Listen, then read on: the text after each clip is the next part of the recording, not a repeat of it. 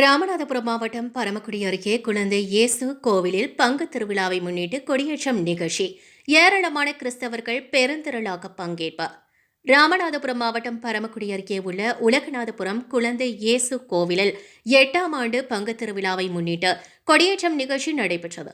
இவ்விழாவிற்கு வருகை தந்த ஆயர் ஆனந்தத்திற்கு குழந்தை இயேசு கோவிலில் சார்பாக மேலதாளம் முழங்க பெண்கள் கோலாட்டமாடி சிறப்பாக வரவேற்பு அளித்தனர். அதனைத் தொடர்ந்து விழாவானது இன்று கொடியேற்றத்துடன் தொடங்கியது. அதன் பின்பு சிறப்பு திருப்பலி நடைபெற்றது. வருகின்ற ஞாயிற்றுக்கிழமை நற்கருணை பவனி நடைபெறவுள்ளது. ஜனவரி மாதம் 13ஆம் தேதி தேர் பவனி நடைபெறும். அதனைத் தொடர்ந்து 14ஆம் தேதி பெருவிழாவாக முதல் இறை உணவு விழா கொண்டாடப்படும். இவ்விழாவில் ஏராளமான கிறிஸ்தவர்கள் பெருந்திரளாக பங்கேற்றனர்.